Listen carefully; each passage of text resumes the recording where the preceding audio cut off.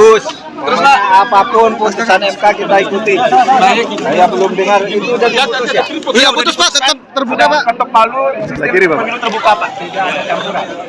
Tidak ada. Tidak ada ya, cuma sistem perputihan. Ya sudah, itu berarti MK berpegang pada sikap lama yang sudah pernah kami bangun dulu tahun 2008. Saya membangun sistem pemilu secara terbuka sesuai dengan kehendak DPR waktu itu.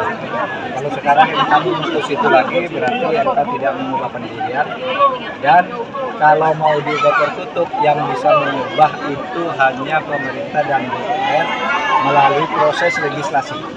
Hasil sidang putusan tentang sistem pemilihan umum 2024, Mahkamah Konstitusi tegas menolak pemilu dilakukan secara proporsional tertutup. Adapun keputusan tersebut dibacakan oleh Ketua MK Anwar Usman. Yakni sidang putusan kala itu digelar di gedung MKRI 1 lantai 2 Mahkamah Konstitusi Jakarta Pusat pada hari ini Kamis 15 Juni 2023. Atas hal itu sistem pemilu di Indonesia tetap dilaksanakan secara proporsional terbuka.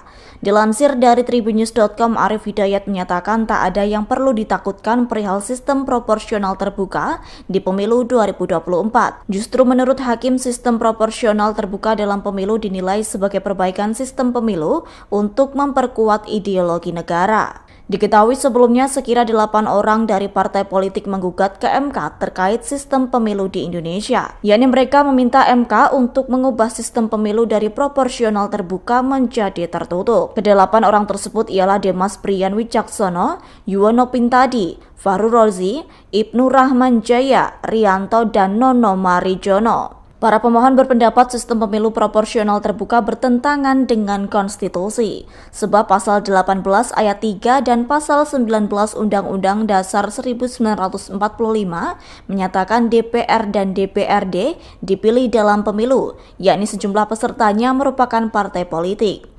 Kemudian sistem itu dinilai memicu persaingan yang tidak sehat dan memberatkan aspek popularitas serta kekuatan modal calon anggota legislatif. Terkait dengan gugatan yang diajukan, sebanyak 8 partai politik sebelumnya juga kompak menolak sistem pemilu digelar secara proporsional tertutup. 8 partai yang menolak diantaranya Golkar, Gerindra, Nasdem, PKB, PAN, PKS, Demokrat, dan PPP. Terima kasih sudah nonton. Jangan lupa like, subscribe, dan share ya.